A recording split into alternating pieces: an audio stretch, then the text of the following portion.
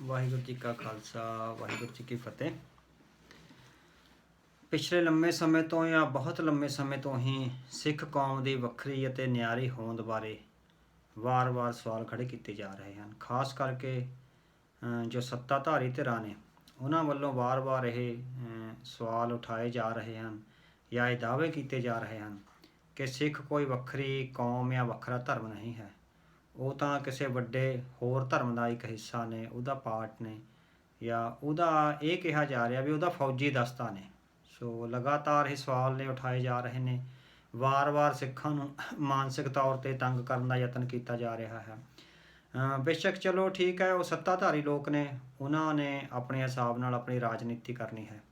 ਸੋ ਸਿੱਖ ਪੰਥ ਨੂੰ ਜਾਂ ਸਿੱਖ ਵਿਦਵਾਨਾਂ ਨੂੰ ਇਹ ਚਾਹੀਦਾ ਹੈ ਵੀ ਉਹ ਖਾਲਸਾ ਪੰਥ ਦੇ ਜਿਹੜੇ ਨਿਆਰੇ ਸਰੂਪ ਆ, ਨਿਆਰੀ ਬਿਰਤੀ ਆ, ਜਾਂ ਜਿਹੜਾ ਨਿਆਰੀ ਹੋਂਦ ਹੈ, ਉਹਦੇ ਬਾਰੇ ਆਪਣੇ ਵਿਚਾਰ ਹੈ ਜਿਹੜੇ ਉਹ ਕਿਸੇ ਦੁਸ਼ਮਣੀ 'ਚੋਂ ਨਹੀਂ, ਬਟ ਇਹ ਹੈਗਾ ਵੀ ਸਿੱਖ ਅਖਲਾਕ ਦੀ ਬੁਲੰਦੀ ਨੂੰ ਛੂਹਦਿਆਂ ਸੋ ਇੱਕ ਵਿਦਵਤਾ ਵਾਲੇ ਪੱਖ ਤੋਂ ਆ ਜਿਹੜਾ ਉਹ ਸਿੱਖ ਕੌਮ ਦੀ ਨਿਆਰੀ ਹੋਂਦ ਅਤੇ ਹਸਤੀ ਬਾਰੇ ਜਿਹੜੇ ਆਪਣੇ ਵਿਚਾਰ ਹੈ ਉਹ ਪ੍ਰਗਟ ਕਰਦੇ ਰਹਿਣਾ ਚਾਹੀਦਾ ਹੈ। ਪਿਛਲੇ ਦਿਨਾਂ ਦੌਰਾਨ ਵੀ ਕੁਛ ਇਹੋ ਜਿਹੇ ਲੀਡਰਾਂ ਦੀਆਂ ਵੀਡੀਓਜ਼ ਸਾਹਮਣੇ ਆਈਆਂ ਹਨ ਜਿਹੜੇ ਕੁਛ ਕੱਟੜਵਾਦੀ ਹਿੰਦੂ ਸੰਗਠਨਾਂ ਨਾਲ ਜੁੜੇ ਹੋਏ ਹਨ। ਸੋ ਉਹਨਾਂ ਨੇ ਇਹ ਦੱਬ ਦੇ ਕੇ ਕਿਹਾ ਹੈਗਾ ਵੀ ਸਿੱਖਾਂ ਦੀ ਕੋਈ ਆਪਣੀ ਵੱਖਰੀ ਜਾਂ ਨਿਆਰੀ ਹੋਂਦ ਨਹੀਂ ਹੈ, ਉਹ ਵੱਡੇ ਜਿਹੜਾ ਹਿੰਦੂ ਭਾਈਚਾਰਾ ਹੈ ਜਾਂ ਹਿੰਦੂ ਕੌਮ ਹੈ ਜਾਂ ਹਿੰਦੂ ਧਰਮ ਹੈ ਉਹਦਾ ਹੀ ਹਿੱਸਾ ਨੇ। ਸੋ ਇਸ ਅੱਜ ਦਾ ਜੋ ਖੋਜ ਪੇਪਰ ਹੈ, ਸਾਡਾ ਖੋਜ ਕਾਰਜ ਹੈ, ਉਹਦੇ ਰਾਹੀਂ ਅਸੀਂ ਇਹ ਯਤਨ ਕਰਾਂਗੇ ਵੀ ਸਿੱਖ ਕੌਮ ਦੀਆਂ ਜਿਹੜੀਆਂ ਨਿਆਰੀ ਹੋਂਦ ਤੇ ਹਸਤੀ ਦੀਆਂ ਦੇ ਕੁਝ ਪ੍ਰਮਾਣ ਨੇ ਜਾਂ ਕੁਛ ਇਤਿਹਾਸਕ ਤੱਥ ਨੇ, ਉਸ ਸੰਦਰਭ 'ਚ ਆਪਾਂ ਇਸ ਨੂੰ ਪੜਚੋਲੀਏ ਔਰ ਸ਼੍ਰੀ ਗੁਰੂ ਗ੍ਰੰਥ ਸਾਹਿਬ ਜੀ ਵਿੱਚ ਜੋ ਬਾਣੀ ਦਰਜ ਹੈ ਉਸ ਦੀ ਰੌਸ਼ਨੀ ਵਿੱਚ ਅਸੀਂ ਸਿੱਖਾਂ ਦੀ ਨਿਆਰੀ ਅਤੇ ਕੌਮੀ ਹੋਂਦ ਬਾਰੇ ਜਿਹੜਾ ਉਹ ਗੱਲ ਕਰਨ ਦਾ ਕਾਰਜ ਕਰੀਏ। ਸੋ ਸਾਡਾ ਅੱਜ ਦਾ ਜੋ ਖੋਜ ਪੇਪਰ ਹੈ ਉਹਦਾ ਹੈਡਿੰਗ ਹੈ ਸਿੱਖ ਇੱਕ ਵੱਖਰੀ ਨਿਆਰੀ ਅਤੇ ਆਜ਼ਾਦ ਕੌਮ ਹੈ। ਸੋ ਇਹ ਕਿਸੇ ਵਿਰੋਧਤਾ 'ਚੋਂ ਨਹੀਂ, ਇਹ ਸਿੱਖ ਪੰਥ ਦੀ ਨਿਆਰੀ ਹੋਂਦ ਅਤੇ ਹਸਤੀ ਨੂੰ ਇੱਕ ਅਕੈਡਮਿਕ ਢੰਗ ਨਾਲ ਪੇਸ਼ ਕਰਨ ਦਾ ਜਿਹੜਾ ਇੱਕ ਛੋਟਾ ਜਿਹਾ ਕਾਰਜ ਹੈ। ਇਹੋ ਜਿਹੇ ਬਹੁਤ ਸਾਰੇ ਖੋਜ ਕਾਰਜਾਂ ਦੀ ਲੋੜ ਹੈ ਤਾਂ ਕਿ ਸਥਿਤੀ ਨੂੰ ਸਮਝਿਆ ਜਾ ਸਕੇ।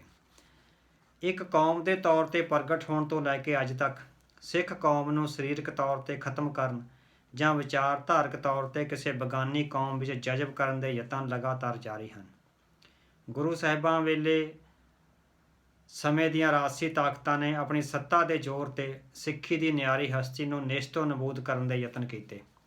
ਗੁਰੂ ਜੋਤ ਦੇ ਪ੍ਰਕਾਸ਼ ਨੇ ਕੌਮ ਨੂੰ ਉਹਨਾਂ ਸਾਰੇ ਬਾਹਰੀ ਹਮਲਿਆਂ ਤੋਂ ਬਚਾਇਆ ਜੋ ਵਾਹਿਗੁਰੂ ਵੱਲੋਂ ਕਿਸੇ ਖਾਸ ਕਾਰਜ ਲਈ ਵਿਸ਼ੇਸ਼ ਤੌਰ 'ਤੇ ਸਿਰਜੀ ਗਈ ਸੀ।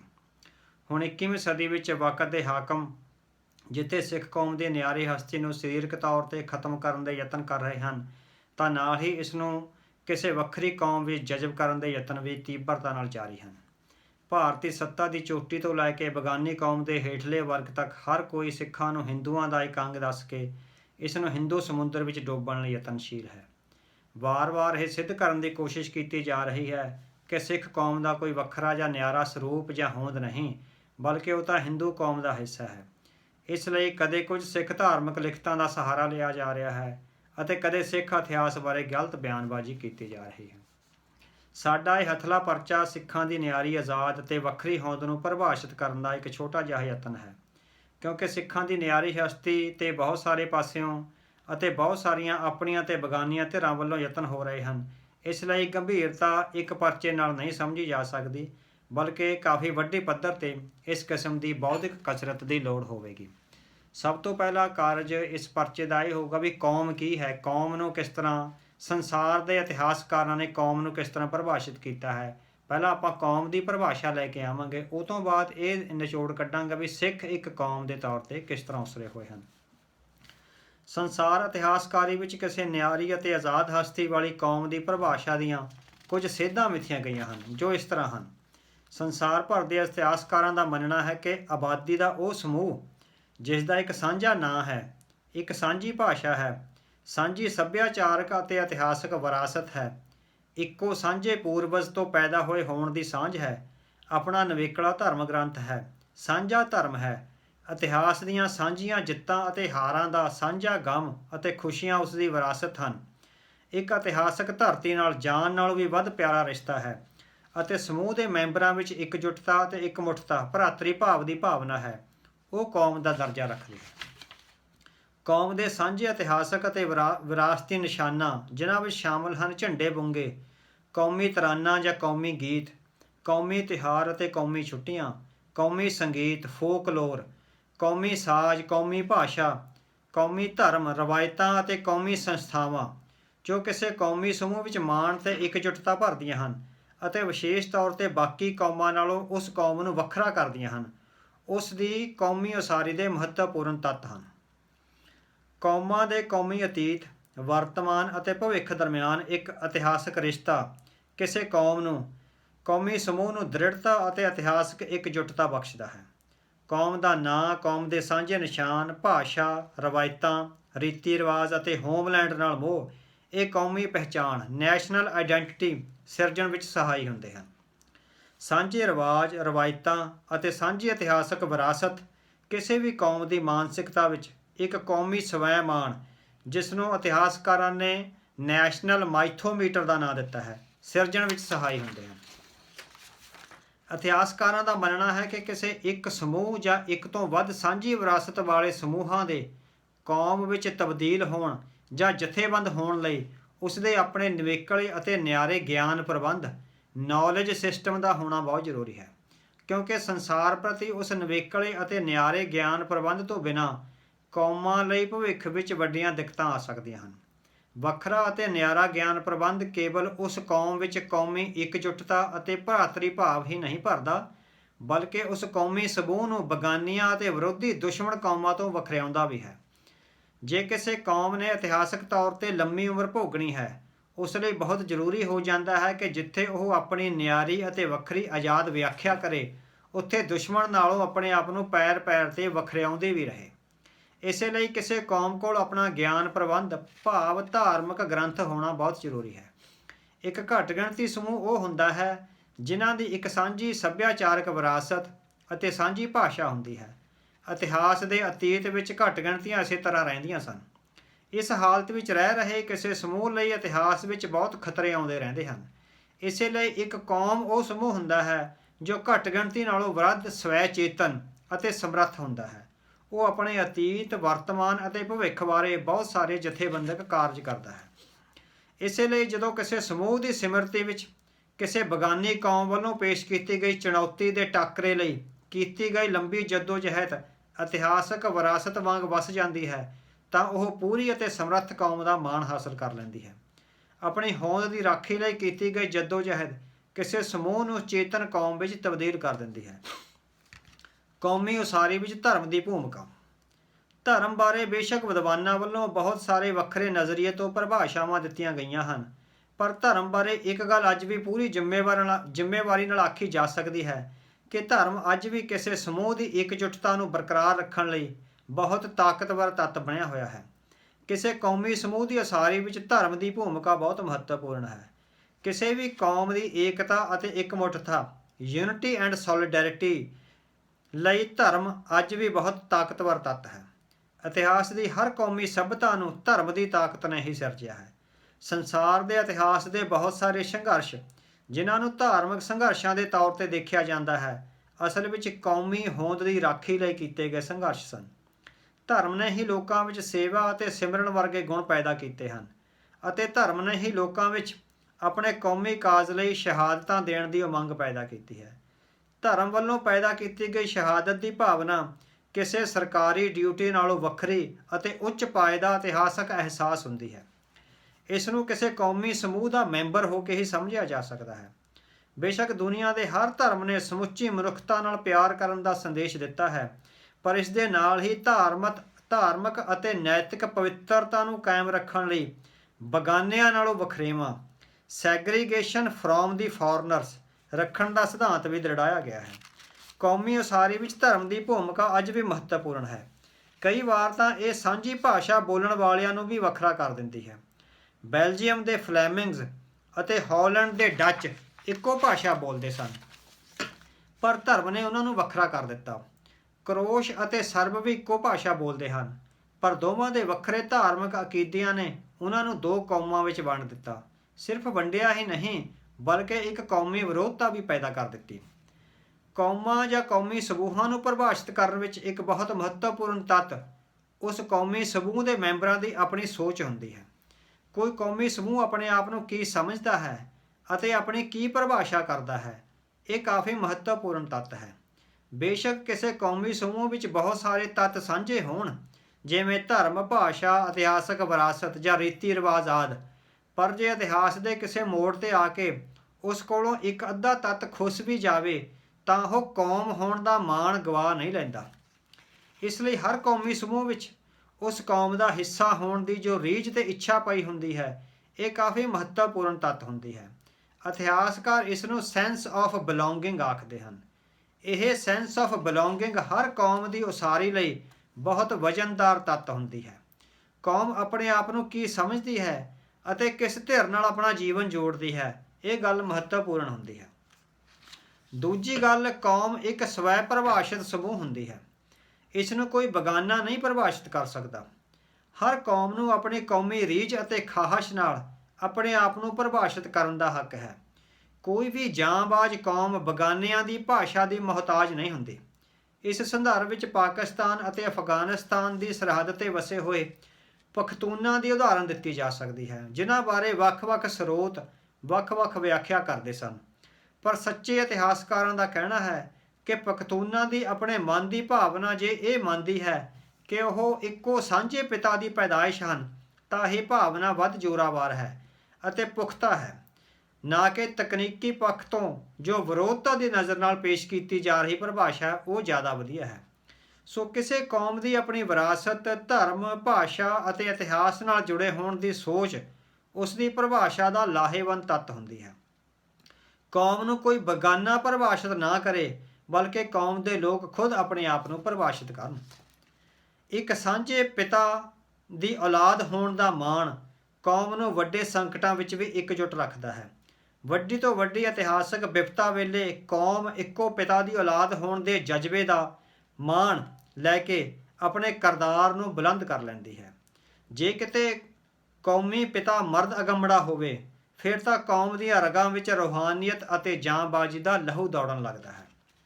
ਜਿਹੜੀਆਂ ਕੌਮਾਂ ਆਪਣੇ ਭਵਿੱਖ ਬਾਰੇ ਸੁਚੇਤ ਹੁੰਦੀਆਂ ਹਨ, ਉਹ ਆਪਣੀ ਕੌਮੀ ਹੋਂਦ ਦੀ ਸੁਰੱਖਿਆ ਲਈ ਅਜਿਹੀਆਂ ਅਧਿਆਤਮਕ ਅਤੇ ਵਿਚਾਰਧਾਰਕ ਹੱਦਬੰਦੀਆਂ, ਜਿਨ੍ਹਾਂ ਨੂੰ ਇਤਿਹਾਸਕਾਰ ਬਾਰਡਰ ਗਾਰਡਸ ਕਹਿੰਦੇ ਹਨ, ਉਹ ਉਸਾਰ ਲੈਂਦੀਆਂ ਹਨ, ਜਿਸ ਨਾਲ ਉਸਦੇ ਕੌਮੀ ਘੇਰੇ ਵਿੱਚ ਬਗਾਨਿਆਂ ਵੱਲੋਂ ਘੁਸਪੈਠ ਕਰਨ ਦੀ ਸੰਭਾਵਨਾ ਨਾ ਦੇ ਬਰਾਬਰ ਹੋ ਜਾਂਦੀ ਹੈ। ਇਹ ਹੱਦਬੰਦੀਆਂ ਧਾਰਮਿਕ, ਸੱਭਿਆਚਾਰਕ, ਸਮਾਜਿਕ ਅਤੇ ਆਰਥਿਕ ਮਰਿਆਦਾ ਉਸਾਰ ਕੇ ਕੀਤੀਆਂ ਜਾਂਦੀਆਂ ਹਨ।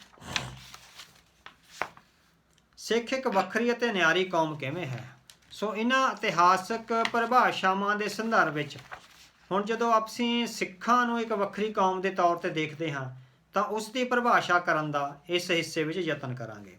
ਸੰਸਾਰ ਇਤਿਹਾਸਕਾਰਾਂ ਦੇ ਉੱਪਰ ਵਰਣਨ ਕੀਤੇ ਗਏ ਬਰਤਾਂਤ ਦੇ ਆਧਾਰ ਤੇ ਅਸੀਂ ਦੇਖਾਂਗੇ ਕਿ ਸਿੱਖ ਕੌਮ ਵਿੱਚ ਉਹ ਸਾਰੀਆਂ ਖੂਬੀਆਂ ਮੌਜੂਦ ਹਨ ਜੋ ਸੰਸਾਰ ਇਤਿਹਾਸਕਾਰੀ ਨੇ ਕਿਸੇ ਭਾਈਚਾਰੇ ਨੂੰ ਕੌਮ ਬਣਨ ਲਈ ਯੋਗ ਠਹਿਰਾਈਆਂ ਹਨ। ਕਿਉਂਕਿ ਧਰਮ ਨੇ ਸਿੱਖਾਂ ਦੇ ਕੌਮੀ ਸਰੂਪ ਦੀ ਉਸਾਰੀ ਵਿੱਚ ਮਹੱਤਵਪੂਰਨ ਹਿੱਸਾ ਪਾਇਆ ਹੈ, ਇਸ ਲਈ ਪਹਿਲਾਂ ਆਪਾਂ ਸਿੱਖ ਧਰਮ ਦੇ ਹਿੰਦੂ ਧਰਮ ਨਾਲੋਂ ਵਖਰੇਵੇਂ ਦੀ ਚਰਚਾ ਕਰਾਂਗੇ। ਹਿੰਦੂ ਧਰਮ ਸੰਸਾਰ ਦੇ ਬਹੁਤ ਸਾਰੇ ਧਰਮਾਂ ਵਾਂਗ ਪੂਜਾ ਪद्धਤੀ ਵਾਲਾ ਕਲਟ ਬੇਸਡ, ਜਿਹਨੂੰ ਇੰਗਲਿਸ਼ ਵਿੱਚ ਕਲਟ ਬੇਸਡ ਧਰਮ ਕਹਿੰਦੇ ਹਨ, ਉਹ ਧਰਮ ਸੀ।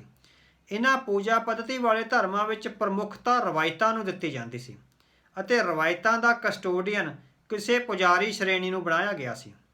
ਇਹਨਾਂ ਧਰਮਾਂ ਵਿੱਚ ਸ਼ਬਦ ਦੀ ਕੋਈ ਕਦਰ ਨਹੀਂ ਸੀ, ਬਲਕਿ ਸਮੁੱਚੇ ਰੂਪ ਵਿੱਚ ਪੁਜਾਰੀ ਸ਼੍ਰੇਣੀ ਵੱਲੋਂ ਦੱਸੀਆਂ ਜਾਂਦੀਆਂ ਰਵਾਇਤਾਂ ਅਤੇ ਰਹੁ ਰੀਤਾਂ ਹੀ ਧਰਮ ਕਰਮ ਸਮਝੀਆਂ ਜਾਂਦੀਆਂ ਸਨ। ਇਹਨਾਂ ਪੂਜਾ ਪद्धਤੀ ਵਾਲੇ ਧਰਮਾਂ ਵਿੱਚ ਇੰਨਾ ਕੁਝ ਆਮ ਲੋਕਾਈ ਨਾਲ ਸਾਂਝਾ ਨਹੀਂ ਸੀ ਕੀਤਾ ਜਾਂਦਾ ਜਿੰਨਾ ਕੁਝ ਲੁਕੋਇਆ ਜਾਂਦਾ ਸੀ। ਭਾਵ ਰਹੱਸ ਅਤੇ ਭੇਦ ਇਸ ਵੰਨਗੀ ਦੇ ਧਰਮਾਂ ਵਿੱਚ ਪ੍ਰਮੁੱਖਤਾ ਹਾਸਲ ਕਰ ਗਏ ਸਨ। ਲਿਖਤੀ ਸ਼ਬਦ ਦਾ ਜਾਂ ਤਾਂ ਕੋਈ ਰਿਵਾਜ ਹੀ ਨਹੀਂ ਸੀ ਜਾਂ ਉਹ ਪੁਜਾਰੀ ਸ਼੍ਰੇਣੀ ਦੇ ਅਧੀਨ ਕਰ ਦਿੱਤਾ ਗਿਆ ਸੀ। ਪਰ ਗ੍ਰੰਥ ਆਧਾਰਿਤ ਧਰਮਾਂ ਦੀ ਹੋਂਦ ਨੇ ਧਰਮਾਂ ਦੇ ਇਤਿਹਾਸ ਵਿੱਚ ਇੱਕ ਵੱਡਾ ਇਨਕਲਾਬ ਲੈ ਕੇ ਆਂਦਾ। ਗ੍ਰੰਥ ਆਧਾਰਿਤ ਧਰਮ ਰਹੱਸ ਉੱਤੇ ਆਧਾਰਿਤ ਨਹੀਂ ਸਨ, ਨਾ ਹੀ ਉਹਨਾਂ ਵਿੱਚ ਕੁਝ ਲੁਕੋਇਆ ਜਾਂਦਾ ਸੀ, ਬਲਕਿ ਉਹ ਤਾਂ ਇਲਹਾਮ ਆਧਾਰਿਤ ਧਰਮ ਸਨ, ਜਿਨ੍ਹਾਂ ਵਿੱਚ ਧਾਰਮਿਕ ਲਿਖਤ ਨੂੰ ਵੱਧ ਮਹੱਤਤਾ ਦਿੱਤੀ ਜਾਂਦੀ ਸੀ। ਗ੍ਰੰਥ ਆਧਾਰਿਤ ਧਰਮਾਂ ਦੀ ਉਤਪਤੀ ਅਸਲ ਵਿੱਚ ਰਹੱਸ ਆਧਾਰਿਤ ਅਤੇ ਰੀਤੀ ਰਿਵਾਜ ਆਧਾਰਿਤ ਧਰਮਾਂ ਦੇ ਖਿਲਾਫ ਇੱਕ ਬਗਾਵਤ ਵਜੋਂ ਪੈਦਾ ਹੋਈ ਹੈ, ਜਿੱਥੇ ਧਾਰਮਿਕ ਬਾਣੀ ਜਾਂ ਲਿਖਤ ਨੂੰ ਆਪਣੇ ਪੈਰੋਕਾਰਾਂ ਤੋਂ ਲੁਕੋਇਆ ਨਹੀਂ ਸੀ ਜਾਂਦਾ, ਬਲਕਿ ਇਸ ਨੂੰ ਵੱਡੀ ਪੱਧਰ ਤੇ ਪ੍ਰਚਾਰਿਆ ਜਾਂਦਾ ਸੀ। ਗ੍ਰੰਥ ਆਧਾਰਿਤ ਧਰਮਾਂ ਵਿੱਚ ਲੁਕਾਉਣ ਲਈ ਕੁਝ ਵੀ ਨਹੀਂ ਸੀ, ਬਲਕਿ ਇਹ ਸੰਦੇਸ਼ ਸੀ ਕਿ ਹਰ ਧਾਰਮਿਕ ਲਿਖਤ ਨੂੰ ਹਰ ਕੋਈ ਪੜ੍ਹ ਸਕਦਾ ਹੈ ਅਤੇ ਉਸ ਨੂੰ ਇਸ ਧਾਰਮਿਕ ਲਿਖਤ ਦਾ ਪ੍ਰਚਾਰ ਕਰਨ ਦੀ ਆਗਿਆ ਦਿੱਤੀ ਗਈ ਸੀ। ਲਿਖਤ ਦੇ ਪ੍ਰਚਾਰ ਪ੍ਰਸਾਰ ਲਈ ਗ੍ਰੰਥ ਆਧਾਰਿਤ ਧਰਮਾਂ ਵਿੱਚ ਵੱਡੇ ਯਤਨ ਕੀਤੇ ਗਏ ਸਨ। ਗ੍ਰੰਥ ਆਧਾਰਿਤ ਧਰਮ ਰੀਤੀ ਆਧਾਰਿਤ ਧਰਮਾਂ ਨਾਲੋਂ ਸੰਪੂਰਨ ਤੋੜ ਵਿਛੋੜੇ ਦਾ ਐਲਾਨ ਸੀ, ਜਿਸ ਨੂੰ ਇੰਗਲਿਸ਼ ਵਿੱਚ radical rupture from tradition based religion ਆਖਿਆ ਜਾਂਦਾ ਹੈ। ਧਰਮ ਦੇ ਇਤਿਹਾਸ ਦਾ ਅਧਿਐਨ ਕਰਨ ਵਾਲੇ ਇਤਿਹਾਸਕਾਰਾਂ ਅਨੁਸਾਰ ਦੁਨੀਆ ਵਿੱਚ 6 ਹੀ ਅਜਿਹੇ ਧਰਮ ਹਨ ਜੋ ਗ੍ਰੰਥ ਆਧਾਰਿਤ ਹਨ, ਜਿਨ੍ਹਾਂ ਨੇ ਆਪਣੀ ਪੁਰਾਤਨ ਰਵਾਇਤ ਤੋਂ ਸੰਪੂਰਨ ਤੋੜ ਵਿਛੋੜਾ ਕੀਤਾ ਹੈ। ਇਹਨਾਂ ਵਿੱਚ ਸ਼ਾਮਲ ਹਨ ਯਹੂਦੀ, ਈਸਾਈ, ਇਸਲਾਮ, ਬੁੱਧ, ਜੈਨ ਅਤੇ ਸਿੱਖ ਧਰਮ। ਇਸ ਸੰਦਰਭ ਵਿੱਚ ਪਹਿਲੇ ਪਾਤਸ਼ਾਹ ਸਾਹਿਬ ਸ੍ਰੀ ਗੁਰੂ ਨਾਨਕ ਦੇਵ ਜੀ ਦਾ ਵੇਈ ਨਦੀ ਵਿੱਚ ਪ੍ਰਵੇਸ਼ ਕਰਨਾ ਅਤੇ 3 ਦਿਨਾਂ ਬਾਅਦ ਪ੍ਰਗਟ ਹੋ ਕੇ ਇੱਕ ਇਲਹਾਮ ਆਧਾਰਿਤ ਧਰਮ ਦੀ ਸਥਾਪਨਾ ਕਰਨੀ ਹਿੰਦੂ ਧਰਮ ਨਾਲੋਂ ਸੰਪੂਰਨ ਤੋੜ ਵਿਛੋੜੇ ਦਾ ਐਲਾਨ ਸੀ। ਜਦੋਂ ਗੁਰੂ ਬਾਬਾ ਜੀ ਵੇਈ ਨਦੀ ਵਿੱਚੋਂ ਪ੍ਰਗਟ ਹੋਏ ਤਾਂ ਚਾਰੇ ਪਾਸੇ ਸਨਾਟਾ ਸੀ, ਸਮੁੱਚੀ ਖਲਕਤ ਸੁੰਨ ਹੋਈ ਖੜੀ ਸੀ। ਉਸ ਵੇਲੇ ਸਿਰਫ ਗੁਰੂ ਨਾਨਕ ਦੇਵ ਜੀ ਦੀ ਚੁੱਪ ਗਰਜ ਰਹੀ ਸੀ।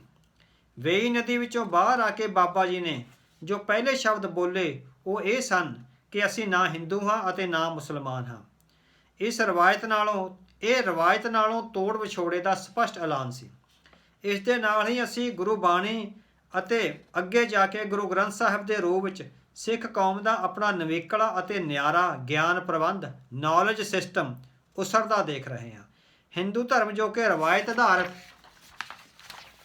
ਜਾਂ ਪੁਰਾਤਨ ਰੀਤੀ ਪੂਜਾ ਪੱਧਤੀ ਆਧਾਰਿਤ ਧਰਮ ਸੀ, ਇਸ ਵਿੱਚ ਪੁਜਾਰੀ ਸ਼੍ਰੇਣੀ ਨੂੰ ਅਜਿਹੀ ਪ੍ਰਮੁੱਖਤਾ ਦਿੱਤੀ ਗਈ ਸੀ ਜਿਸ ਨੇ ਬਹੁਤ ਕਠੋਰ ਕਿਸਮ ਦਾ ਸੰਸਥਾਈ ਰੂਪ ਗ੍ਰਹਿਣ ਕਰ ਲਿਆ ਸੀ। ਹਿੰਦੂ ਧਰਮ ਦੇ 3 ਸਤੰਭ ਮਨੁੱਖਤਾ ਨੂੰ ਗੁਲਾਮ ਬਣਾਉਣ ਵਾਲੇ ਸਨ: ਪੰਡਤ ਦੀ ਉੱਤਮਤਾ, ਜਾਤ-ਪਾਤੀ ਢਾਂਚਾ ਅਤੇ ਸੰਸਥਾਈ ਸ਼ੋਸ਼ਣ ਦੀ ਇਹ ਸੰਸਥਾ। ਹਿੰਦੂ ਧਰਮ ਵਿੱਚ ਜਿੱਥੇ ਲਗਭਗ ਸਾਰਾ ਕੁਝ ਰਹੱਸਮਈ ਅਤੇ ਗੁਪਤ ਸੀ, ਉੱਥੇ ਸਿੱਖ ਗੁਰੂ ਸਾਹਿਬਾਨ ਨੇ ਘਰ ਘਰ ਅੰਦਰ ਧਰਮਸ਼ਾਲ ਬਣਾਉਣ ਦਾ ਸੰਦੇਸ਼ ਦੇ ਕੇ ਉਸ ਪ੍ਰਬੰਧ ਨੂੰ ਚੁਣੌਤੀ ਦਿੱਤੀ। ਹਿੰਦੂ ਧਰਮ ਵਿੱਚ ਸ਼ਬਦ ਦੀ ਮਹਾਨਤਾ ਨਹੀਂ ਸੀ, ਪਰ ਗੁਰੂ ਸਾਹਿਬ ਨੇ ਸ਼ਬਦ ਨੂੰ ਆਪਣਾ ਗੁਰੂ ਆਖਿਆ ਅਤੇ ਇਸ ਤਰ੍ਹਾਂ ਇੱਕ ਵੱਖਰੀ ਅਤੇ ਨਿਆਰੀ ਕੌਮ ਅਤੇ ਧਰਮ ਦੀ ਨੀਂਹ ਰੱਖੀ ਗਈ। ਸਿੱਖ ਗੁਰੂ ਸਾਹਿਬਾਨ ਨੇ ਨਵੇਕਲਾ ਗਿਆਨ ਪ੍ਰਬੰਧ ਉਸਾਰਦਿਆਂ ਪੈਰ ਪੈਰ ਤੇ ਹਿੰਦੂ ਵਿਚਾਰਧਾਰਾ ਦੇ ਇਹਨਾਂ 3 ਸਤੰਭਾਂ ਤੇ ਵੱਡੇ ਹਮਲੇ ਕੀਤੇ। ਗੁਰਬਾਣੀ ਦਾ ਪਹਿਲਾ ਸ਼ਬਦ ਇੱਕ ਓਂਕਾਰ ਹੀ ਹਿੰਦੂ ਸੰਸਥਾਈ ਧਰਮ ਨੂੰ ਚੁਣੌਤੀ ਦੇਣ ਵਾਲਾ ਸੀ, ਕਿਉਂਕਿ ਉਹਨਾਂ ਕੋਲ ਇੱਕ ਤੋਂ ਜ਼ਿਆਦਾ ਸਨ। ਫਿਰ ਮੂਲ ਮੰਤਰ ਵਿੱਚ ਨਿਰਵੈਰ, ਨਿਰਭਉ, ਅਜੂਨੀ ਅਤੇ ਸਭ ਤੋਂ ਮਹੱਤਵਪੂਰਨ ਸਹਿਭੰਗ ਭਾਵ ਉਤਪਤੀ ਤੋਂ ਰਹਿਤ। ਹਿੰਦੂ ਇਤਿਹਾਸ ਅਤੇ ਮਿਥਿਹਾਸ ਵਿੱਚ ਪਰਮਾਤਮਾ ਨੂੰ ਜੰਮਣ ਮਰਨ ਦੇ ਗੇੜ ਵਿੱਚ ਦੇਖਿਆ ਜਾਂਦਾ ਸੀ, ਪਰ ਗੁਰੂ ਸਾਹਿਬਾਨ ਨੇ ਇਸ ਦੇ ਮੁਕਾਬਲੇ ਤੇ ਆਪਣਾ ਗਿਆਨ ਪ੍ਰਬੰਧ ਸਿਰਜਿਆ। ਗੁਰਬਾਣੀ ਵਿੱਚ ਜਿੱਥੇ ਸਿੱਖ ਨੂੰ ਅਤੇ ਹਰ ਸ਼ਰਧਾਵਾਨ ਪ੍ਰਾਣੀ ਨੂੰ ਸਰਬ ਕਲਾ ਸੰਪੂਰਨ ਅਕਾਲ ਪੁਰਖ ਵਿੱਚ ਲੀਨ ਹੋਣ ਦਾ ਰੂਹਾਨੀ ਸੰਦੇਸ਼ ਦਿੱਤਾ ਗਿਆ, ਉੱਥੇ ਕੌਮ ਦੀਆਂ ਵਿਚਾਰਧਾਰਕ ਹੱਦਬੰਦੀਆਂ ਨੂੰ ਮਜ਼ਬੂਤ ਕਰਨ ਲਈ ਵਾਰ-ਵਾਰ ਪੈਰ ਪੈਰ ਤੇ ਵਿਪਰਨ ਕੀ ਰੀਤ ਤੋਂ ਦੂਰ ਰਹਿਣ ਭਾਵ ਹਿੰਦੂ ਤਰਜ਼ੇ ਜ਼ਿੰਦਗੀ ਤੋਂ ਦੂਰ ਰਹਿਣ ਦੀ ਤਾਕੀਦ ਕੀਤੀ ਗਈ। ਹਿੰਦੂ ਤਰਜ਼ੇ ਜ਼ਿੰਦਗੀ ਤੋਂ ਗੁਰੂ ਸਾਹਿਬ ਮੁਕੰਮਲ ਤੋੜ ਵਿਛੋੜੇ ਦਾ ਐਲਾਨ ਕਰਦੇ ਹਨ। ਇਸ ਸੰਦਰਭ ਵਿੱਚ ਸ੍ਰੀ ਗੁਰੂ ਗ੍ਰੰਥ ਸਾਹਿਬ ਵਿੱਚ ਦਰਜ ਬਾਣੀ ਨੂੰ ਅਸੀਂ ਆਪਣੇ ਪੇਪਰ ਦਾ ਆਧਾਰ ਬਣਾਵਾਂਗੇ। ਸਫਾ 1158 ਉੱਤੇ ਭਗਤ ਕਬੀਰ ਜੀ ਦਾ ਇੱਕ ਸ਼ਬਦ ਹੈ: ਹਮਰਾ ਝਗੜਾ ਰਹਾ ਨਾ ਕੋ, ਪੰਡਤ ਮੁੱਲਾ ਛਾਡੇ ਦੋ। ਪੰਡਤ ਮੁੱਲਾ ਜੋ ਲਿਖ ਦਿਆ, ਛੋੜ ਚਲੇ ਹਮ ਕਛੂ ਨਾ ਲਿਆ। ਇਹ ਰਵਾਇਤੀ ਧਾਰਮਾਂ ਤੋਂ, ਚਾਹੇ ਹਿੰਦੂ ਸੀ ਚਾਹੇ ਮੁਸਲਮਾਨ ਸੀ, ਉਹਨਾਂ ਤੋਂ ਸਪਸ਼ਟ ਤੋੜ ਵਿਛੋੜੇ ਦਾ ਐਲਾਨ ਸੀ। ਭਗਤ ਕਬੀਰ ਜੀ ਨੇ ਸ੍ਰੀ ਗੁਰੂ ਗ੍ਰੰਥ ਸਾਹਿਬ ਵਿੱਚ ਬਾਣੀ ਰਚ ਕੇ ਰਵਾਇਤੀ ਧਰਮਾਂ ਨਾਲੋਂ ਸੰਪੂਰਨ ਤੌਰ ਤੇ ਤੋੜ ਵਿਛੋੜੇ ਦਾ ਐਲਾਨ ਕੀਤਾ। ਹਮਰਾ ਝਗੜਾ ਰਹਾ ਨਾ ਕੋ, ਪੰਡਤ ਮੁੱਲਾ ਛਾਡੇ ਦੋ। ਵੀ ਹਿੰਦੂ ਧਰਮ ਦੀ ਫਲਸਫੀ ਅਤੇ ਮੁਸਲਮਾਨ ਧਰਮ ਦੀ ਫਲਸਫੀ, ਅਸੀਂ ਇਹਨਾਂ ਦੋਹਾਂ ਨੂੰ ਛੱਡ ਰਹੇ ਹਾਂ, ਸਾਡਾ ਇਹਨਾਂ ਨਾਲ ਕੋਈ ਝਗੜਾ ਨਹੀਂ ਹੈ। ਇਹ ਤੋੜ ਵਿਛੋੜੇ ਦਾ ਸਪਸ਼ਟ ਐਲਾਨ ਸੀ। ਪੰਡਤ ਮੁੱਲਾ ਜੋ ਲਿਖ ਦਿਆ, ਛੋੜ ਚਲੇ ਹਮ ਕਛੂ ਨਾ ਲਿਆ। ਭਾਵ ਇਹਨਾਂ ਦੋਹਾਂ ਧਰਮਾਂ ਨੇ ਜਿਹੜੀ ਫਲਸਫੀ ਹੋਂਦ ਵਿੱਚ ਲਿਆਂਦੀ ਹੈ, ਸਾਡਾ ਉਹਦੇ ਨਾਲ ਕੋਈ ਸੰਬੰਧ ਨਹੀਂ, ਅਸੀਂ ਛੱਡ ਕੇ ਚੱਲੇ ਹਾਂ, ਅਸੀਂ ਛੱਡ ਦਿੱਤਾ ਹੈ। ਅਸੀਂ ਆਪਣਾ ਨਿਆਰਾ, ਨਵੇਕਲਾ ਅਤੇ ਇੱਕ ਵੱਖਰਾ ਧਰਮ ਤੇ ਕੌਮ ਜਿਹੜੀ ਉਹ ਸਿਰਜਣ ਜਾ ਰਹੇ ਹਾਂ। ਸਫਾ 324 ਤੇ ਭਗਤ ਕਬੀਰ ਜੀ ਫਰਮਾਉਂਦੇ ਹਨ, ਕਿਆ ਜਪ ਕਿਆ ਤਪ ਕਿਆ ਬ੍ਰਤ ਪੂਜਾ, ਜਾਂ ਕੇ ਹਿਰਦੈ ਭਾਉ ਹੈ ਦੂਜਾ। ਰੇ ਮਨ ਮਨ ਮਾਧੋ ਸਿਉ ਲਾਈਐ, ਚਤੁਰਾਈ ਨਾ ਚਤਰ ਭੁਜ ਪਾਈਐ। ਹਿੰਦੂ ਧਰਮ ਵਿੱਚ ਵੇਦਾਂ ਨੂੰ ਮਹੱਤਤਾ ਦਿੱਤੀ ਗਈ ਹੈ। ਗੁਰੂ ਸਾਹਿਬ ਨੇ ਇਸ ਦੇ ਬਾਰੇ ਵੀ ਆਪਣਾ ਨਿਆਰਾ ਨਜ਼ਰੀਆ ਪੇਸ਼ ਕੀਤਾ ਹੈ। ਸੋਹੀ ਮਹਿਲਾ ਪੰਜਵਾਂ, ਸਫਾ 747। वेद कतेब सिमरत सब शास्त्र, इन पढ़िया मुक्त ना होई, एक अखर जो गुरमुख जापै तिसकी निर्मल सोई। इस तरह हिंदू धर्म के एक होर अहम स्तंभ जात पात उत्ते गुरु ग्रंथ साहिब ने बहुत वड्डा अते करारा हमला किया है। वार वार गुरु ग्रंथ साहिब विच यह हमला देखण नूं मिलदा है। राग भैरो महला तीजा, चौप दे घर पहला, पन्ना 1127। जात का गर्भ न करियो कोई, ब्रह्म बिंदे सो ब्राह्मण होई। जात का गर्भ ना कर मूर्ख गवारा, इस गर्भ ते चलह बहुत बेकारा। रहाओ चारे वर्ण आखै सब कोई, ब्रह्म बिंद ते सब ओपत होई। पंडित ਦੀ ਅਥਾਰਟੀ ਜੋ ਕਿ ਪੁਜਾਰੀ ਸ਼੍ਰੇਣੀ ਸੀ ਉਸ ਵੇਲੇ, ਔਰ ਜਿਸ ਨੇ ਸਮੁੱਚੀ ਮਨੁੱਖਤਾ ਨੂੰ ਆਪਣੇ ਮਗਰ ਲਾਇਆ ਹੋਇਆ ਸੀ, ਉਹਨਾਂ ਨੂੰ ਡਰਾ ਕੇ, ਉਹਨਾਂ ਨੂੰ ਭੇਦ ਤੇ ਰਹੱਸ ਵਿੱਚ ਰੱਖ ਕੇ, ਉਹਨਾਂ ਨੂੰ ਇੱਕ ਤਰ੍ਹਾਂ ਨਾਲ ਆਪਣੇ ਮਾਨਸਿਕ ਤੌਰ ਤੇ ਆਪਣਾ ਗੁਲਾਮ ਬਣਾ ਰੱਖਿਆ ਸੀ। ਪੰਡਤ ਦੀ ਅਥਾਰਟੀ ਨੂੰ ਗੁਰੂ ਗ੍ਰੰਥ ਸਾਹਿਬ ਨੇ ਵਾਰ-ਵਾਰ ਆਪਣੀ ਬਾਣੀ ਵਿੱਚ ਚੁਣੌਤੀ ਦਿੱਤੀ ਹੈ। ਰਾਗ ਮਲ੍ਹਾਰ ਮਹਿਲਾ ਪਹਿਲਾ, ਸਫਾ 1299। ਮਾਸ ਮਾਸ ਕਰ ਮੂਰਖ ਝਗੜੇ, ਗਿਆਨ ਧਿਆਨ ਨਹੀਂ ਜਾਣੈ। ਕੌਣ ਮਾਸ ਕੌਣ ਸਾਗ ਵਖਾਣ ਕਹਾਵੈ, ਕਿਸ ਮਹਿ ਪਾਪ ਸਮਾਣੈ। ਮਾਸੋ ਨਿੰਮੇ ਮਾਸੋ ਜੰਮੇ, ਹਮ ਮਾਸੈ ਕੇ ਭਾਂਡੇ। ਗਿਆਨ ਧਿਆਨ ਕਛ ਸੂਝੇ ਨਾਹੀਂ, ਚਤਰ ਕਹਾਵੈ ਪਾਂਡੇ। ਦਿਨ ਦਾ ਨਰਕ ਸੁਰਕ ਲੈਂਦੇ, ਦੇਖੋ ਇਹ ਧਿੰਗਾਣਾ। ਆਪ ਨਾ ਬੂਝੈ ਲੋਕ ਬੁਝਾਏ, ਪਾਂਡੇ ਖਰਾ ਸਿਆਣਾ। ਗੁਰੂ ਸਾਹਿਬ ਨੇ ਹਿੰਦੂ ਰਵਾਇਤਾਂ ਅਤੇ ਤਰਜ਼ੀ ਜ਼ਿੰਦਗੀ ਉੱਤੇ ਕੇਵਲ ਤਿੱਖੀਆਂ ਟਿੱਪਣੀਆਂ ਹੀ ਨਹੀਂ ਕੀਤੀਆਂ, ਬਲਕਿ ਸਿੱਖਾਂ ਨੂੰ ਇੱਕ ਵੱਖਰਾ ਵਿਧੀ ਵਿਧਾਨ ਅਤੇ ਵਿਚਾਰ ਪ੍ਰਬੰਧ ਵੀ ਪੇਸ਼ ਕੀਤਾ ਹੈ। ਕਿਵੇਂ ਕੋਈ ਚੰਗਾ ਪੰਡਿਤ ਬਣ ਸਕਦਾ ਹੈ ਅਤੇ ਵੇਦ ਪੁਰਾਣ ਨੂੰ ਕਿਵੇਂ ਮਨੁੱਖਤਾ ਦੇ ਭਲੇ ਲਈ ਵਰਤਿਆ ਜਾ ਸਕਦਾ ਹੈ, ਇਸ ਬਾਰੇ ਗੁਰੂ ਅਰਜਨ ਦੇਵ ਜੀ ਨੇ ਸੁਖਮਨੀ ਸਾਹਿਬ ਵਿੱਚ ਸਪਸ਼ਟ ਕੀਤਾ ਹੈ। ਰਾਗ ਗੌੜੀ ਮਹਿਲਾ ਪੰਜਵਾਂ, ਸਫਾ 274। ਸੋ ਪੰਡਿਤ ਜੋ ਮਨ ਪ੍ਰਬੋਧੈ, ਰਾਮ ਨਾਮ ਆਤਮ ਮਹਿ ਸੋਧੈ। ਰਾਮ ਨਾਮ ਸਾਰ ਰਸ ਪੀਵੈ, ਉਸ ਪੰਡਿਤ ਕੈ ਉਪਦੇਸ਼ ਜਗ ਜੀਵੈ। ਹਰ ਕੀ ਕਥਾ ਹਿਰਦੈ ਬਸਾਵੈ, ਸੋ ਪੰਡਿਤ ਫਿਰ ਜੋਨ ਨਾ ਆਵੈ। वेद पुराण सिमरत बूझै मोल, सूखम मैं जानय अस्थूल। चाह वर्ना को दे उपदेश, नानक उस पंडित को सदा आदेश। ਜਿਹੜਾ ਚਾਰੇ ਵਰਨਾਂ ਨੂੰ ਉਪਦੇਸ਼ ਦਿੰਦਾ ਹੈ ਅਤੇ ਵਾਹਿਗੁਰੂ ਦੇ ਨਾਮ ਸੱਚੇ ਦਿਲੋਂ ਹਿਰਦੇ ਵਿੱਚ ਵਸਾਉਂਦਾ ਹੈ, ਉਹ ਮਨੁੱਖਤਾ ਨੂੰ ਗੁਲਾਮ ਬਣਾਉਣ ਵਾਲੇ ਫਲਸਫੇ ਤੋਂ ਕਿਨਾਰਾ ਕਰ ਲੈਂਦਾ ਹੈ। ਉਹ ਪੰਡਿਤ ਹੀ ਉੱਚੀ ਸੁੱਚੀ ਤੇ ਨਿਆਰੀ ਪਦਵੀ ਪਾ ਸਕਦਾ ਹੈ। ਇਸ ਤਰ੍ਹਾਂ ਜਾਤ ਪਾਤ ਬਾਰੇ ਸਿਰਫ ਟਿੱਪਣੀਆਂ ਹੀ ਨਹੀਂ ਕੀਤੀਆਂ ਗਈਆਂ, ਬਲਕਿ ਆਪਣਾ ਵੱਖਰਾ ਰਾਹ ਵੀ ਪੇਸ਼ ਕੀਤਾ ਗਿਆ ਹੈ। ਖੱਤਰੀ ਬ੍ਰਾਹਮਣ ਸੂਦ ਵੈਸ਼, ਉਪਦੇਸ਼ ਚੌ ਵਰਨਾ ਕੋ ਸਾਂਝਾ। ਇਹ ਸਿੱਖਾਂ ਦਾ ਇੱਕ ਵੱਖਰਾ ਗਿਆਨ ਪ੍ਰਬੰਧ ਸੀ, ਜੋ ਇਸਲਾਮ ਅਤੇ ਹਿੰਦੂ ਧਰਮ ਨਾਲੋਂ ਬਿਲਕੁਲ ਹੀ ਵੱਖਰਾ ਸੀ, ਔਰ ਜਿਸ ਵਿੱਚ ਹਿੰਦੂ ਅਤੇ ਇਸਲਾਮ ਧਰਮ ਨਾਲੋਂ ਸਮੁੱਚੇ ਤੌਰ 'ਤੇ ਤੋੜ ਵਿਛੋੜੇ ਦਾ ਐਲਾਨ ਸੀ। ਸਪਸ਼ਟ ਰੂਪ ਵਿੱਚ ਇਹ ਇੱਕ ਵੱਖਰੀ ਅਤੇ ਨਿਆਰੀ ਕੌਮ ਅਤੇ ਨਿਆਰੇ ਧਰਮ ਦੀਆਂ ਮਜ਼ਬੂਤ ਪੈੜਾਂ ਹਨ, ਜੋ ਬੇਗਾਨਿਆਂ ਤੋਂ ਸਿੱਖਾਂ ਨੂੰ ਵੱਖਰਿਆਉਂਦੀਆਂ ਹਨ। ਇਹ ਸਿੱਖ ਕੌਮ ਦੇ ਬਾਰਡਰ ਗਾਰਡਸ ਹਨ, ਜਿਨ੍ਹਾਂ 'ਤੇ ਸਿੱਖ ਕੌਮ ਨੇ ਪੈਰ ਪੈਰ 'ਤੇ ਪਹਿਰਾ ਦੇਣਾ ਹੈ। ਕਿਸੇ ਵੀ ਕੌਮ ਦਾ ਆਪਣਾ ਵਿਚਾਰ ਪ੍ਰਬੰਧ, ਨੌਲੇਜ ਸਿਸਟਮ ਉਸ ਦੇ ਨਿਆਰੇਪਣ ਦੀ ਨੀਂਹ ਹੁੰਦਾ ਹੈ। ਉਸ ਲਿਖਤੀ ਵਿਚਾਰ ਪ੍ਰਬੰਧ ਦੇ ਆਧਾਰ 'ਤੇ ਹੀ ਕੌਮ ਦੇ ਬਾਕੀ ਕੌਮੀ ਨਿਸ਼ਾਨਾਂ ਐਥੋ ਸਿੰਬਲਿਜ਼ਮ ਦੀ ਸਥਾਪਨਾ ਹੁੰਦੀ ਹੈ। ਲਿਖਤੀ ਗ੍ਰੰਥ, ਸਾਂਝਾ ਪਿਤਾ, ਸਾਂਝੀ ਭਾਸ਼ਾ, ਸਾਂਝਾ ਕੌਮੀ ਨਾਂ, ਸਾਂਝੇ ਨਾਇਕ, ਸਾਂਝੇ ਖਲਨਾਇਕ, ਇਤਿਹਾਸ ਦੇ ਸਾਂਝੇ ਅਹਿਸਾਸ ਅਤੇ ਸਾਂਝਾ ਕੌਮੀ ਤਰਾਨਾ ਆਦਿ ਕਿਸੇ ਕੌਮ ਦੀ ਉਸਾਰੀ ਦੇ ਨਿਸ਼ਾਨ ਹਨ, ਜੋ ਉਸ ਕੌਮ ਨੂੰ ਗੁਆਂਢੀਆਂ ਨਾਲੋਂ ਵੱਖਰਿਆਉਂਦੇ ਹਨ। ਇਸ ਦੇ ਨਾਲ ਹੀ ਕਿਰਦਾਰ ਦੀ ਬੁਲੰਦੀ ਵੀ ਅਜਿਹਾ ਤੱਤ ਹੈ ਜੋ ਕੌਮੀ ਉਸਾਰੇ ਅਤੇ ਕੌਮੀ ਕਿਰਦਾਰ ਨੂੰ ਉਸਾਰਨ ਵਿੱਚ ਸਹਾਈ ਹੁੰਦੀ ਹੈ। ਗੁਰੂ ਗ੍ਰੰਥ ਸਾਹਿਬ ਜੀ ਦੀ ਸਿੱਖਿਆ ਦੇ ਆਧਾਰ 'ਤੇ ਜੋ ਇਤਿਹਾਸ ਸਿਰਜਿਆ ਗਿਆ, 1699 ਦੀ ਵਿਸਾਖੀ ਨੂੰ ਆ ਕੇ ਉਸਨੇ ਆਪਣੀ ਸੰਪੂਰਨਤਾ ਹਾਸਲ ਕਰ ਲਈ ਸੀ, ਜਦੋਂ ਤਲਵਾਰ ਦੇ ਇੱਕੋ ਵਾਰ ਨਾਲ ਗੁਰੂ ਗੋਬਿੰਦ ਸਿੰਘ ਜੀ ਨੇ ਹਿੰਦੂ ਫਲਸਫੇ ਨਾਲ ਜੁੜੀ ਆਉਂਦੀ ਆਖਰੀ ਤੰਦ ਵੀ ਤੋੜ ਦਿੱਤੀ ਸੀ। 1699 ਤੋਂ ਪਹਿਲਾਂ ਸਿੱਖਾਂ ਦੇ ਨਾਂ ਸੀ ਜਿਹੜੇ, ਉਹ ਹਿੰਦੂਆਂ ਵਾਲੇ ਸਨ, ਗੋਬਿੰਦ ਰਾਏ, ਸਾਹਿਬ ਚੰਦ, ਦਇਆ ਰਾਮ ਆਦਿ। ਪਰ 1699 ਦੀ ਵਿਸਾਖੀ ਨੂੰ ਗੁਰੂ ਸਾਹਿਬ ਨੇ ਤਲਵਾਰ ਦੇ ਇੱਕੋ ਵਾਰ ਨਾਲ ਉਹ ਆਖਰੀ ਤੰਦ ਵੀ ਤੋੜ ਦਿੱਤੀ ਜੋ ਸਿੱਖਾਂ ਨੂੰ ਹਿੰਦੂਆਂ ਨਾਲ ਜੋੜਦੀ ਸੀ। ਸੋ ਗੁਰੂ ਸਾਹਿਬ ਨੇ ਸਿੱਖਾਂ ਦੇ ਨਾਂ ਵੱਖਰੇ ਕਰ ਦਿੱਤੇ। ਮਰਦਾਂ ਨੂੰ ਨਾਂ ਦਿੱਤਾ ਗਿਆ ਸਿੰਘ ਅਤੇ ਬੀਬੀਆਂ ਨੂੰ ਨਾਂ ਦਿੱਤਾ ਗਿਆ ਕੌਰ। ਸੋ ਉਹ ਆਖਰੀ ਤੰਦ ਵੀ 1699 ਦੀ ਵਿਸਾਖੀ ਨੂੰ ਖਤਮ ਕਰ ਦਿੱਤੀ ਗਈ ਸੀ। ਉਸ ਦਿਨ ਸਮੁੱਚੀ ਖਾਲਸਾ ਕੌਮ ਨੂੰ ਇੱਕ ਕੌਮੀ ਨਾਂ ਦਿੱਤਾ ਗਿਆ, ਸਿੱਖ ਅਤੇ ਕੌਰ। ਉਸ ਦਿਨ ਹਿੰਦੂਆਂ ਨਾਲੋਂ ਸਿੱਖਾਂ ਦੀ ਆਖਰੀ ਕੜੀ ਵੀ ਤੋੜ ਦਿੱਤੀ ਗਈ ਸੀ। ਸ਼ਾਇਦ ਹੀ ਦੁਨੀਆ ਦੀ ਕੋਈ ਹੋਰ ਕੌਮ ਹੋਵੇ ਜਿਸ ਦਾ ਇੱਕ ਕੌਮੀ ਨਾਂ ਹੋਵੇ। ਇਸ ਦੇ ਨਾਲ ਹੀ ਸਾਹਿਬ ਸ੍ਰੀ ਗੁਰੂ ਗ੍ਰੰਥ ਸਾਹਿਬ ਜੀ ਦੇ ਗੁਰੂ ਗੋਬਿੰਦ ਸਿੰਘ ਜੀ ਦੇ ਰੂਪ ਵਿੱਚ ਇੱਕ ਮਰਦ ਅਗੰਮੜੇ ਦਾ ਸਾਡਾ ਪਿਤਾ ਹੋਣਾ ਸਿੱਖਾਂ ਨੂੰ ਨਿਵੇਕਲੇ ਕੌਮੀ ਸਰੂਪ ਵਿੱਚ ਬੰਨ੍ਹਦਾ ਹੈ। ਸਾਡੇ ਸੰਤ ਮਹਾਤਮਾ ਧਰਮੀ ਪੁਰਸ਼, ਸਾਡੇ ਝੰਡੇ ਬੁੰਗੇ ਨਿਸ਼ਾਨ ਸਾਹਿਬ, ਸਾਡੇ ਕਿਲ੍ਹੇ, ਸ਼ਹੀਦਾਂ ਦੀਆਂ ਯਾਦਾਂ, ਸ਼ਹੀਦਾਂ ਦੇ ਦਿਨ ਸਿੱਖਾਂ ਨੂੰ ਇੱਕ ਵੱਖਰੀ ਕੌਮ ਦਾ ਅਹਿਸਾਸ ਕਰਾਉਂਦੇ ਹਨ ਅਤੇ ਇੱਕ ਸਾਂਝੀ ਤੰਦ ਨਾਲ ਜੋੜਦੇ ਹਨ। ਵਿਸਾਖੀ ਵਾਲੇ ਦਿਨ ਜਿਸ ਕਿਸਮ ਦਾ ਗੌਰਵ ਸਿੱਖਾਂ ਨੂੰ ਹੁੰਦਾ ਹੈ, ਕਿਸੇ ਹੋਰ ਬਗਾਨੇ ਨੂੰ ਨਹੀਂ ਹੁੰਦਾ। ਨਿਸ਼ਾਨ ਸਾਹਿਬ ਦੇ ਨੇੜੇ ਖਲੋ ਕੇ ਪਾਤਸ਼ਾਹੀ ਦਾ ਜੋ ਅਹਿਸਾਸ ਸਿੱਖਾਂ ਨੂੰ ਹੁੰਦਾ ਹੈ, ਉਹ ਕਿਸੇ ਹੋਰ ਕੌਮ ਨੂੰ ਨਹੀਂ ਹੁੰਦਾ। ਦਸੰਬਰ ਦੇ ਮਹੀਨੇ ਕਲਗੀਆਂ ਵਾਲੇ ਦੇ ਪਰਿਵਾਰ 'ਤੇ ਜੋ ਬੀਤੀ, ਉਸ ਦਾ ਦੁਖਦਾਈ ਅਹਿਸਾਸ ਉਹਨਾਂ ਦਿਨਾਂ ਵਿੱਚ ਜੋ ਸਿੱਖਾਂ ਨੂੰ ਹੁੰਦਾ ਹੈ, ਉਹ ਬਗਾਨਿਆਂ ਨੂੰ ਨਹੀਂ ਹੁੰਦਾ। ਉਹ ਤਾਂ ਕ੍ਰਿਸਮਿਸ ਦੀਆਂ ਖੁਸ਼ੀਆਂ ਮਨਾ ਰਹੇ ਹੁੰਦੇ ਹਨ। ਢਾਡੀ ਵਾਰਾਂ ਜਿਸ ਕਿਸਮ ਦੀ ਜਾਂਬਾਜ਼ੀ ਦਾ ਅਹਿਸਾਸ ਸਿੱਖਾਂ ਵਿੱਚ ਭਰਦੀਆਂ ਹਨ, ਉਹ ਅਹਿਸਾਸ ਮਾਤਾ ਦੀਆਂ ਭੇਟਾਂ ਨਹੀਂ ਭਰਦੀਆਂ। ਕਿਸੇ ਕੌਮ ਦੇ ਲੋਕ ਸੰਗੀਤ ਵਿੱਚ ਜਦੋਂ ਅਤੀਤ ਵਿੱਚ ਲੜੀਆਂ ਗਈਆਂ ਜੰਗਾਂ ਦਾ ਜ਼ਿਕਰ ਆਉਂਦਾ ਹੈ, ਤਾਂ ਉਹ ਜੰਗ ਦੇ ਦ੍ਰਿਸ਼ ਨੂੰ ਅਸਲੀ ਜੰਗ ਨਾਲੋਂ ਵੀ ਵੱਧ ਮਹੱਤਵਪੂਰਨ ਕਰ ਦਿੰਦਾ ਹੈ। ਉਹ ਅਸਲੀ ਜੰਗ ਨਾਲੋਂ ਵੀ ਇਸ ਨੂੰ ਜਾਂਬਾਜ਼ੀ ਵਾਲਾ ਬਣਾ ਦਿੰਦਾ ਹੈ।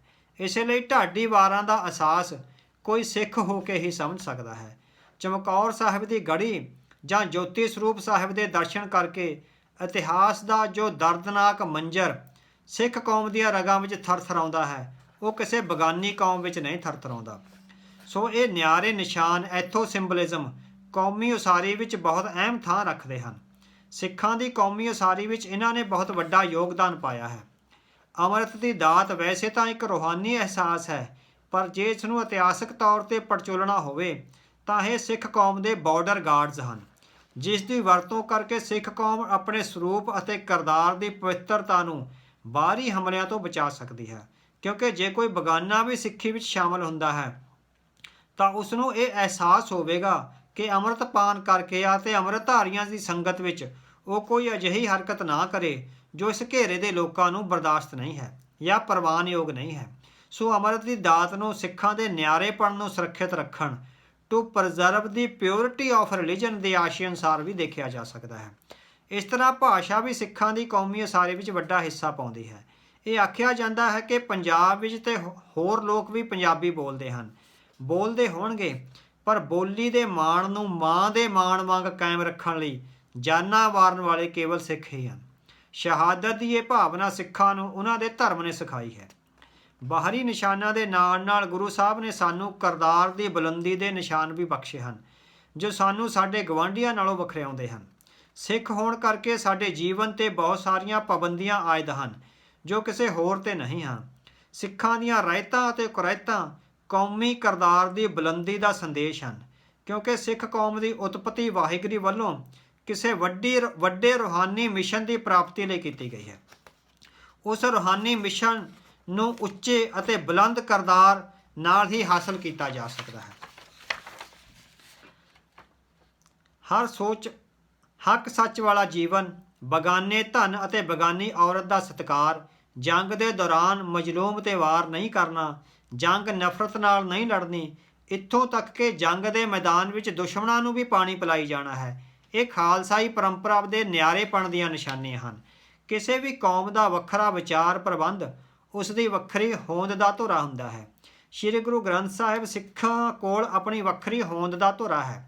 ਇਸ ਦੇ ਦੁਆਲੇ ਉਸਾਰਿਆ ਗਿਆ ਇਤਿਹਾਸ ਸਾਡੇ ਕੌਮੀ ਕਾਜ ਨੂੰ ਮਜ਼ਬੂਤ ਕਰਨ ਲਈ ਹੋਏ ਸੁਚੇਤ ਯਤਨ ਹਨ।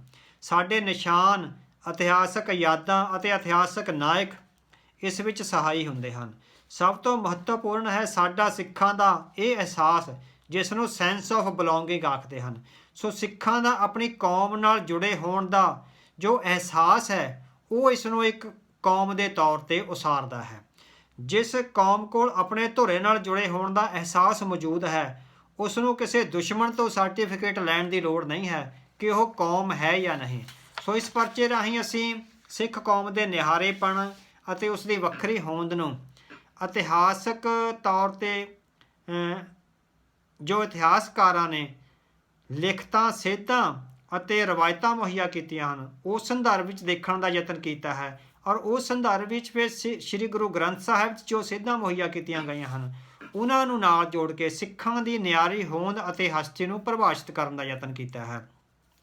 ਇਹ ਇੱਕ ਪਰਚੇ ਨਾਲ ਸਮਝਣ ਵਾਲਾ ਕਾਰਜ ਨਹੀਂ ਹੈ। ਇਸ ਲਈ ਬਹੁਤ ਸਾਰੇ ਪਰਚੇ ਆ ਜਿਹੜੇ ਲਿਖੇ ਜਾਣਗੇ, ਬੋਲੇ ਜਾਣਗੇ ਅਤੇ ਸੰਗਤਾਂ ਦੀ ਕਚਹਿਰੀ ਵਿੱਚ ਪੇਸ਼ ਕੀਤੇ ਜਾਣਗੇ, ਤਾਂ ਕਿ ਉਹ ਬੇਗਾਨੀਆਂ ਧਿਰਾਂ, ਵਿਰੋਧੀ ਧਿਰਾਂ ਜਾਂ ਦੁਸ਼ਮਣ ਧਿਰਾਂ ਜੋ ਸਿੱਖ ਕੌਮ ਦੀ ਨਿਆਰੀ ਹੋਂਦ ਅਤੇ ਹਸਤੀ ਬਾਰੇ ਸਵਾਲ ਕਰਦੀਆਂ ਹਨ, ਉਹਨਾਂ ਨੂੰ ਇਤਿਹਾਸਕ ਤੌਰ 'ਤੇ ਔਰ ਕੌਮੀ ਤੌਰ 'ਤੇ ਸ੍ਰੀ ਗੁਰੂ ਗ੍ਰੰਥ ਸਾਹਿਬ ਵਿੱਚ ਦਰਜ ਸਿੱਖਿਆ ਦੇ ਸੰਦਰਭ ਵਿੱਚ ਉਹਨਾਂ ਦੇ ਵਿਚਾਰਾਂ ਨੂੰ ਨਕਾਰਾ ਕੀਤਾ ਜਾ ਸਕੇ। ਵਾਹਿਗੁਰੂ ਜੀ ਕਾ ਖਾਲਸਾ, ਵਾਹਿਗੁਰੂ ਜੀ ਕੀ ਫਤਿਹ।